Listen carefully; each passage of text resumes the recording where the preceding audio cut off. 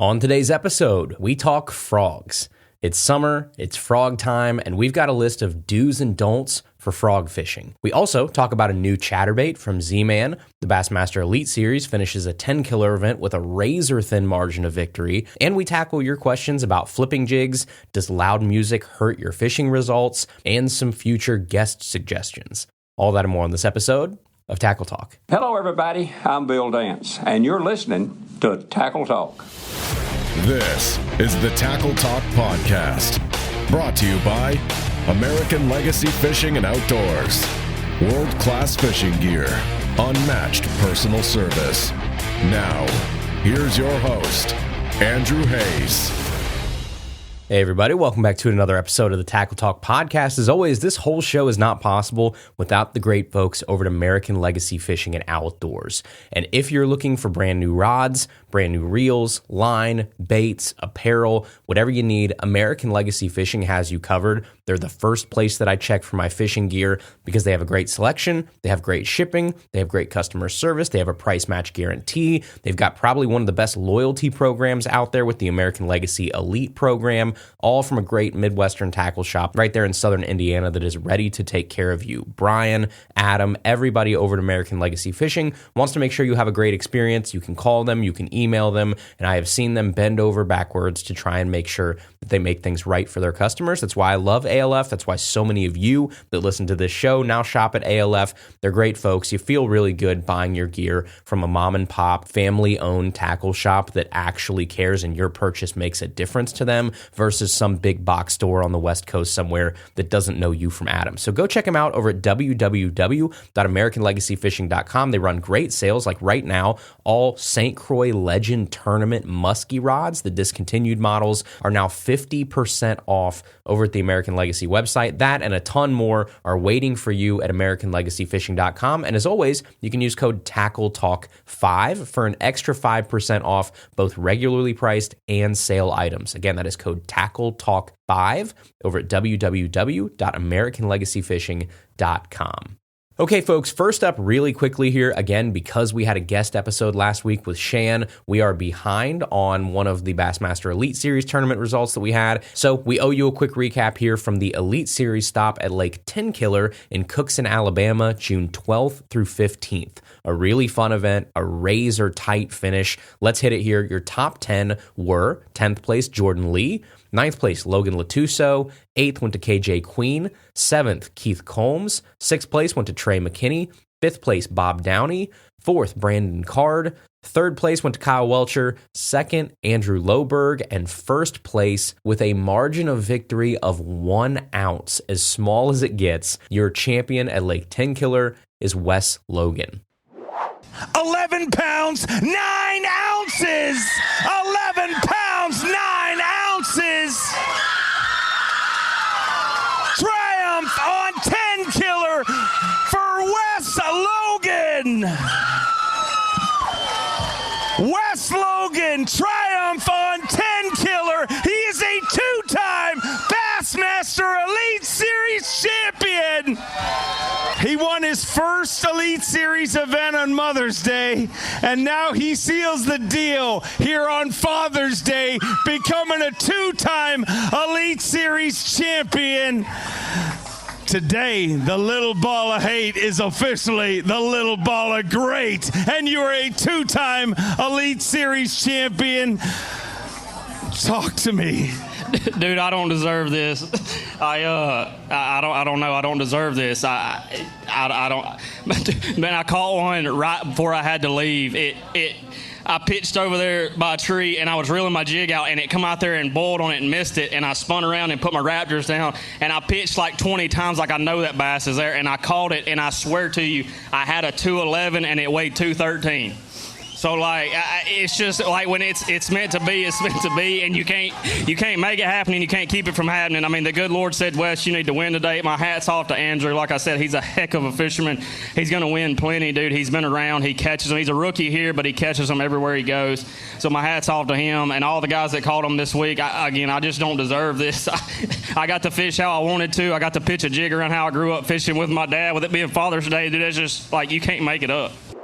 So Wes Logan is now a 2-time Bassmaster Elite Series champion. His first win came back in 2021 at Neely Henry Lake in Alabama. In that event, back in 2021, he beat Paul Mueller by over a pound, I believe. But this time, his margin of victory is 1 ounce. Crazy. Like we said, the slimmest margin of victory you can basically have. 1 ounce just barely squeaking by Andrew Loberg. And your big takeaway here is the bounce back from Wes Logan from, if we're being honest, almost dying last year in a boat accident at Lake Champlain. And we're talking like a miracle that he wasn't hurt worse than he was. A motor leash might have saved his life. And now, less than a year later, he's holding another blue trophy. Very cool stuff out of the Elite Series at Lake Tenkiller. Congratulations to Wes Logan. But now we have a pretty long break in the Elite Series season. Their next event is at Lake St. Clair, August 7th through 10th. But that doesn't mean that you don't have professional fishing to watch, because Stage 6, the Major League Fishing Bass Pro Tour, kicks off this Thursday, June 26th through 29th at the Potomac River in Maryland. All of that will be streaming for free over at MajorLeagueFishing.com. Okay, next up here, we have a new product alert. And today, our new product comes from Zman Fishing Products. And Zman is releasing, stop me if you've heard this before, a smaller chatterbait.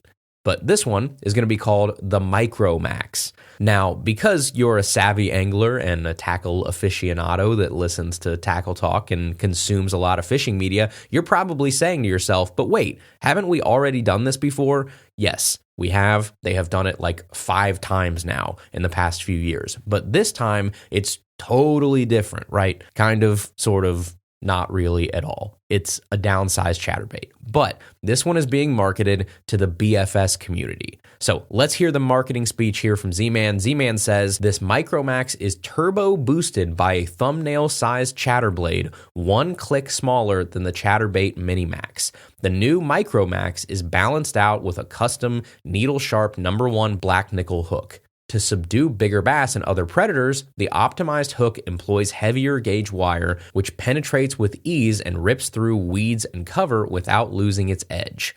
So that is a lot of fluff from Zman there. And that's not to single out Zman, because every company does this when they put out their descriptions of their products. The fishing industry is notorious for taking what should have been 1 sentence, it's basically a Minimax with a smaller blade and a smaller hook, and turning it into a 5-paragraph essay. It's like when you're in school and you have the paper that's due and it's supposed to be 5 pages and you've only written 2, so you just try and fluff everything up to try and get it to that 5 pages. That is the description of every fishing product ever made at this point. So this is not just on Zman, everybody does this. But let's look at what we know about this new chatterbait. So they say it is 1 click smaller of a blade. And I don't know what that means. I don't know what type of measurement a click is. I would love to see like millimeters here, but that's okay. Basically, it just sounds like it's a tiny bit smaller blade on the head of this thing. And the hook, this one has a number 1 hook, and the Minimax, I believe, has a 2/0 hook. So a lot smaller of a hook. But that's basically it. So what we've done is we've taken what should have been probably another size option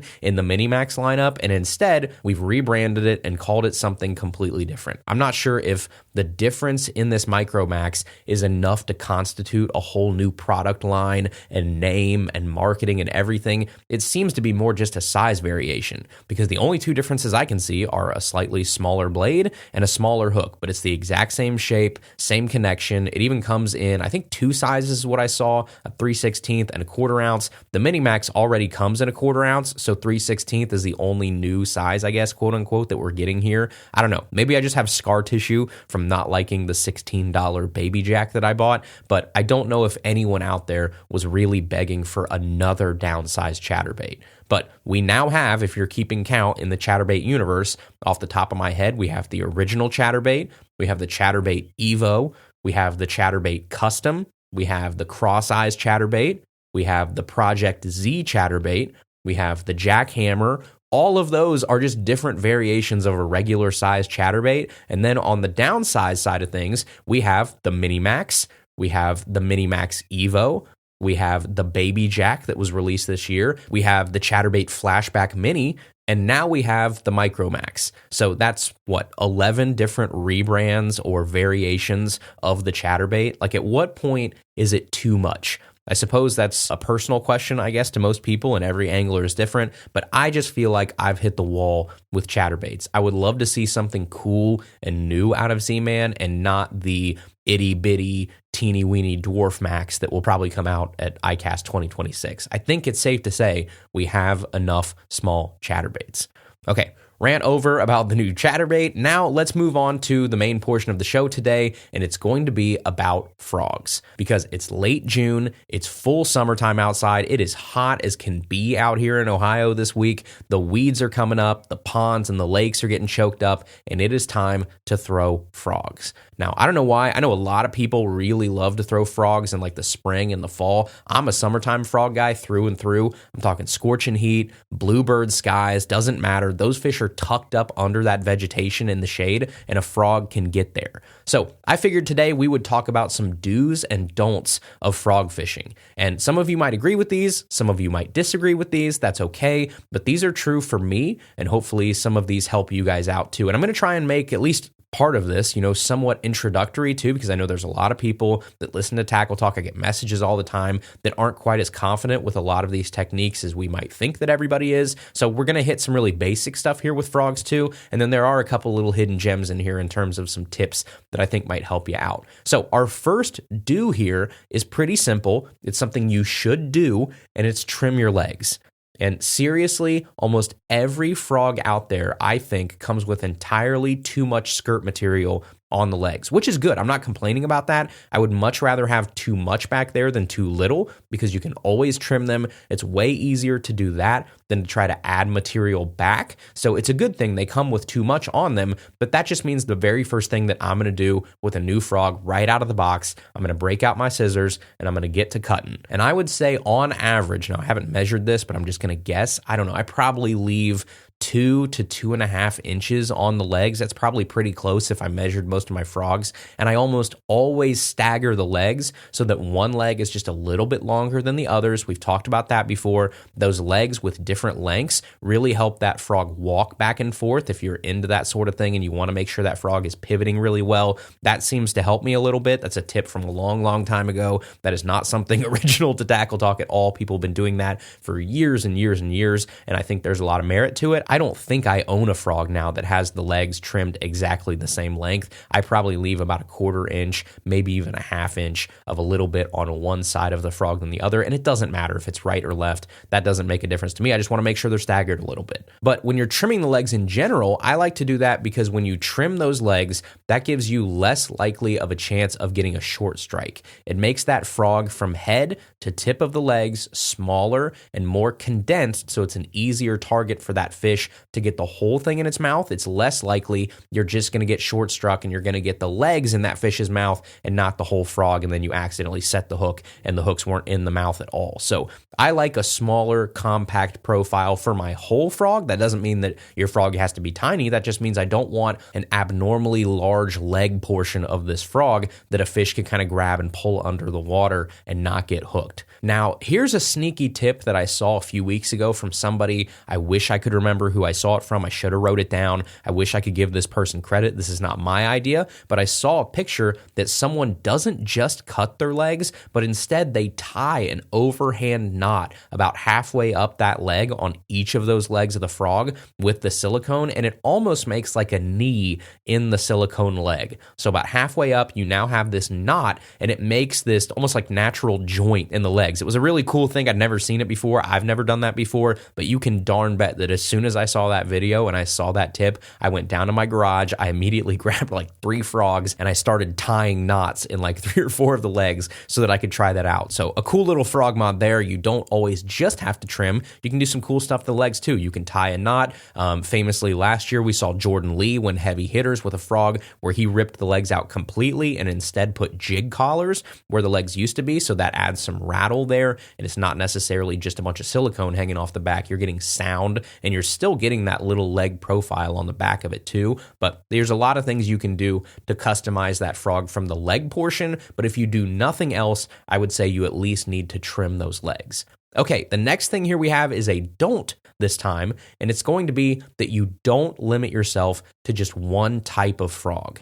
Now, that goes two ways. That goes for the type of frog and the shape itself, like popping versus non-popping, but it also goes for brands and sizes. We have a wide array of frogs out there on the market now, and don't just stick to one single frog or one style of them all the time, because just like, different crankbaits or different craws or jigs or whatever have their own time and place, so do the different types of frogs. So don't just throw a popping frog. Don't just throw a non-popping frog. Popping frogs are great for like open water for a little bit more drawing power. They're great for dirty water so they can be found a little easier. They're great for windy days when you need a little bit more commotion to stick out. And regular frogs are great around thicker vegetation. They come through those weeds better for a more subtle action or more articulate walking back and forth. So I think both of them have their time and place and they serve their purpose. And I think you should also employ different brands of rods too, because every plastic composition is a little different. Some frogs are softer right out of the box, so they're great for like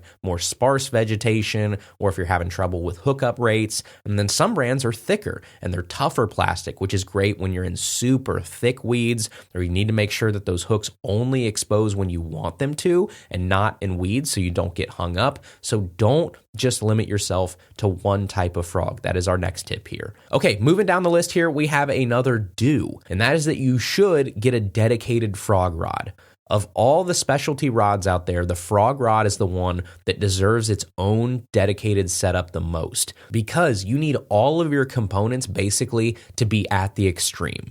Extremely tough, extremely heavy action, a fast rod, extremely fast reel, extremely heavy line. All of that is at the top of what my normal fishing gear would be. There aren't many other techniques out there where I'm going to use a 7'3" or a 7'6" super heavy fast rod with like an 8-to-1 fast reel on it and 65-pound braid here in Ohio. It's pretty much just frogging. So do invest in a dedicated frog rod, and I promise you'll thank me later. Okay, next up here we have a don't, and that kind of piggybacks off our last tip there, and our tip here is going to be don't fall into the light line trap. I see more and more people on social media trying to convince people that you don't need that heavy of line to frog fish. And it's like these hot take videos where they're like, this is the one thing you're getting wrong about frog fishing, or my frog fishing changed after I did this one thing. And it's like, don't use 65-pound braid, use 30-pound braid. I do not subscribe to that theory whatsoever. I want heavy line. You should not, in my opinion, be using 30-pound braid or whatever it is to frog. Now, those videos or whoever does that kind of stuff, their big argument there is that you're going to get more casting distance when you throw 30-pound braid versus 65-pound braid. Well, that's true. You're going to probably get a little bit more casting distance with 30-pound braid. You also don't get the same hook set penetration or the ability to just set your cares aside about line strength when you're horsing in some 5-pound bass with 10 pounds of vegetation and branches and lily pads and everything attached to it. I can pull a dang car out of the lake with my frog setup is what it feels like, and that's what I want. I am not losing that fish because of line strength or my ability not to keep leverage on that fish. And if that costs me 5 feet in casting distance, so be it. Move your position or learn to cast with fewer breaks engaged on your reel. I know it's a harsh reality. I know nobody really wants to hear that, but you can always learn to cast better or cast more efficiently or move your position. I can't make my line stronger during the fight with a bass that's hung up in the trees or the weeds or the pad stems or anything like that. So I am a firm believer that 50-pound is the minimum and 65-pound braid for frogging is preferred.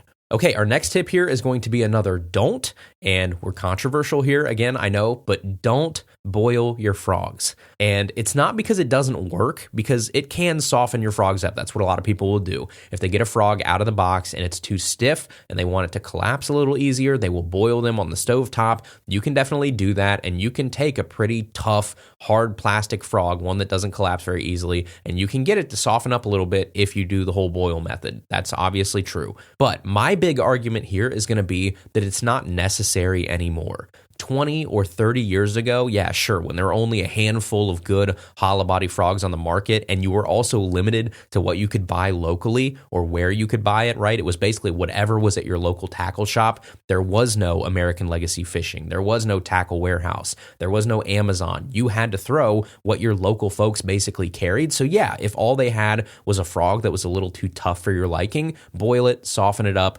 great. Totally understand that. But now we have hundreds of different brands and models of hollow body frogs at your fingertips on your phone or your computer that can be delivered right to your house at any given time. So you can find a frog that already has the characteristics you want.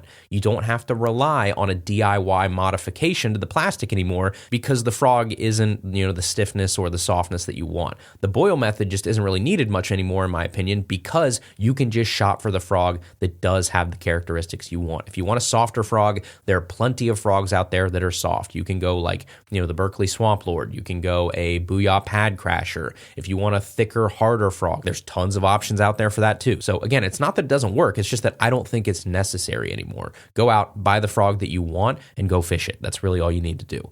Okay, and our last do here is going to be do throw your frogs in open water.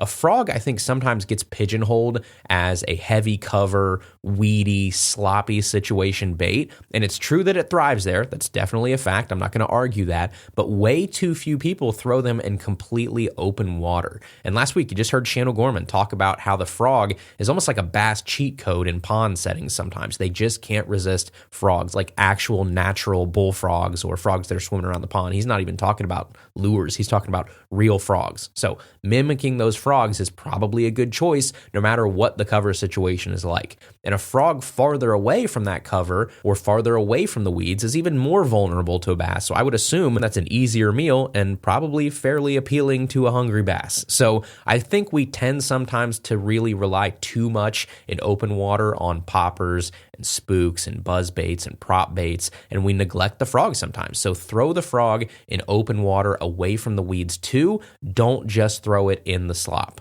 Okay, now let's move to our last don't here for the day. And our last don't is going to be an important one to remember. And as we talk a lot here on the show about snaps, you guys know I am pro snap most of the time, but there are definitely situations where I will never throw a snap, and a frog is definitely one of them. Do not throw a frog on a snap. Don't do it. If you throw a frog to a snap, to 65-pound braid, to a heavy rod, that snap is going to fail you. And it may be okay the first fish, or the second fish, or the third fish, but it might fail you on the fifth fish, or the 10th fish. I don't know when it will fail you, because that is obviously up to you and how hard you set the hook and the situations you put this thing in, but a snap is not made to handle that brute force and that violent hook set under that much pressure with that heavy a line. It's just not built for that situation. Don't do it. Snaps can do a lot of good. Crankbaits, jerkbaits, trebled topwaters, swim baits. There's a lot of techniques that I employ a snap for. Frogs are not one of them. So it is worth repeating. Do not use a snap. So there's some frog talk there as we head into the dead of summer. Break them out, tie them on, walk them, pop them, skip them, bomb cast them. Just get out there. It's summertime. Throw a frog. Okay, and finally here, we're going to end today's episode with a few mailbag questions. Our first mailbag question comes from Steven. He says, "Hey, Andrew, I just wanted to ask a mailbag question that I and some of my buddies were wondering about. 9 times out of 10, the beautiful sounds of nature are enough for me as I paddle my way around fishing, but other times when I'm out on the kayak with friends, one of us will bring our Bluetooth speaker and we jam out and talk while we're doing our thing. How much damage are we doing by jamming out to some Billy strings? A good Bluetooth speaker on the base of the kayak has to reverberate down through the water. Are there any scientific studies that show the impact of foreign sound waves affecting fish? Are we lessening our chance at catching fish? Thanks for your time. I wish you continued success, Steven." Well, first off, awesome. We have a Billy Strings name drop. That's great. Shout out to Billy. But for your question, I don't know if there are any scientific studies, but I have seen stats on how fast and how far sound travels underwater, and it's astounding. Like, I think sound travels something like 4 or 5 times faster underwater than it does above water, like what we're used to. It's something like 1,500 meters per second that sound travels underwater, where on land, I think it's just over like 300 meters per second, because water molecules molecules are just denser and they're closer together versus air, which is a little bit more spread out. So the first part, is it affecting the fish? Can they hear it? Can they feel it? Is it reaching them? I would say the answer to that is obviously yes. But that's not really what we're worried about. What we're worried about is the second part of your question. Does it lessen the chance of catching fish? And that's a little tougher question, right? I think there are probably fish in high pressure, high traffic areas that are so used to foreign sounds that it may not affect them much. And then there are those fish that are relatively undisturbed or less pressured that are probably way more sensitive to that sound. But either way, I think it's probably safe to say that the sound of that music reverberating and vibrating through the water doesn't help you catch more fish. That's probably a pretty safe bet. But does it hurt you a lot? That probably depends on the situation. But again, I don't think it helps you. So I hate to be kind of the party pooper there, but I probably wouldn't have the Bluetooth speakers sitting on the bottom of the kayak or the boat making direct contact with the water itself. If you want to listen to music, I would probably try and keep that speaker up higher in like a raised position, hang it from something so you're putting that music more out in the air versus not transferring it directly to the water. But that's just me. Okay, next question here is from Clarky, and he says, "Hey Andrew, what's your favorite flipping jig?" That's an easy one, man. I'm still on a Beast Coast Lil Magnum kick. If you ask me right now, I don't think there's anyone else in the country that makes a better flipping jig than the Lil Magnum. It's 97% tungsten. It's got that permamat tungsten in there. So even if the paint on the outside does chip, it's like a matte material underneath versus like really shiny tungsten. So it almost gives it like those no chip properties beneath the regular powder paint. Hand-tied skirt and banded skirt. So you get double secure there. You get a double wire keeper. He uses a 4/0 BKK wide bend. It's just a straight up stud of a jig. And the 3/8 ounce that I usually flip around here is only $6.99. Really affordable for a tungsten jig, and in my opinion, the best flipping jig in the country. And it's a small, independent company. Derek over there at Beast Coast, just some great folks that are doing it right, that are making a flat out better product than a lot of the big names out there. The Lil Magnum, still my favorite. Final answer, buy one, you'll thank me later. Okay, and last question here today is from Michael, and he says, "Hey Andrew, this is 2 questions in one. I listened to your podcast with Blake Paff the other day, and I was wondering if you've ever contacted Marling Baits to be a guest on the podcast yet. I think one of the biggest handmade bait makers on YouTube and one of the biggest fishing podcasts should have an episode together. Also, I really appreciate what you do, but have you considered doing an episode based purely on smaller ponds? As someone who only bank fishes smaller ponds, I would love an episode based on that. I'm somewhat of a newer listener, and I've only been listening for a few months, so if either of these ideas have already been suggested, I'm sorry for beating a dead horse. Thanks, Michael." Well, hey, Michael, appreciate you. First off, thanks for finding the show and starting to listen. That's awesome. Your first question there, yes, I've tried to contact Nate over at Marling Baits, but I've just never had any luck. And there's a ton of people on that list, right, that I would love to talk to. I'd love to pick their brain, but I've just never been able to get a hold of. And chances are, if there's someone that you're thinking at home, like, man, it would be really cool if they would have that person on the show. I can't believe they've never had him on before. It's probably not from lack of trying. It's just more probably that it hasn't worked out or we haven't got a hold of them. We're behind the 8 ball in today's day and age of booking podcast guests for sure, because we are now, this is crazy to think about, in a world where people are paying podcast guests. Like, that's a thing that's becoming more and more common. Or people, get to use their job or their connections or using common sponsors to kind of force people on certain shows. And that's not just fishing. That's every genre of podcast. A lot of people now are paying or working behind the scenes deals to secure guests for podcasts because it's so competitive these days. I don't have any of those luxuries a lot of times. I've never paid a penny for any guest to come on the show. I don't work for really anybody that would help me out booking guests. I work for a baseball team. Not really a whole lot of people at the baseball team that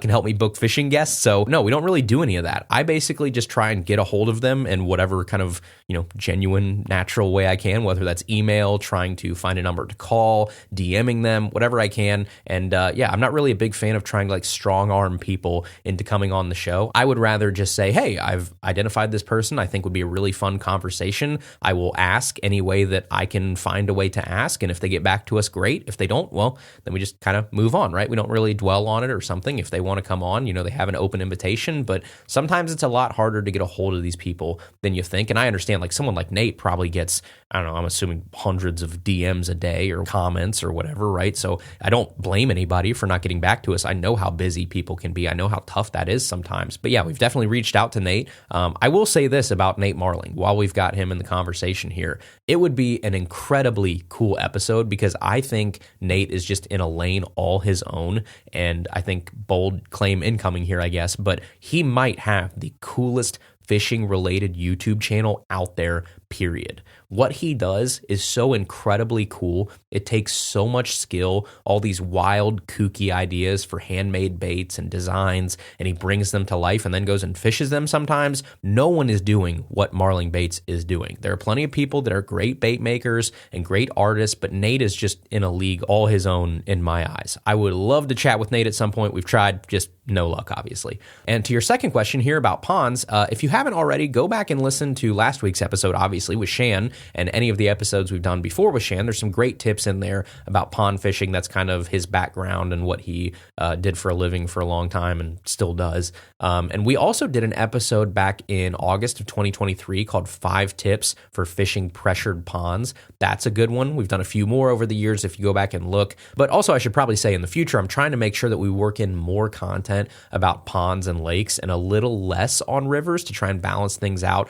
We'll still do river stuff because it's my favorite way to fish, but I understand that everybody listening to the show fishes all different types of bodies of water, so we try to keep it as diverse as possible on that side of things. But yeah, hopefully you find some episodes in the backlog that help you out. Thanks for listening to the show, man. Really appreciate it. All right, everybody, that is today's episode. Thank you guys so much for listening. As always, go find us on the internet, tackletalkpodcast.com. Go find us on Instagram, Facebook, YouTube. We're all over the place at Tackle Talk Podcast. Go to the website, submit a mailbag question for your chance to be heard on an upcoming episode, and we'll see you right back here next Tuesday for another brand new episode of Tackle Talk. Thank you for listening to the Tackle Talk Podcast. Tackle Talk is produced by Andrew Hayes. Copyright 2019. For more, please subscribe on Apple Podcasts, Spotify, or wherever you listen to podcasts.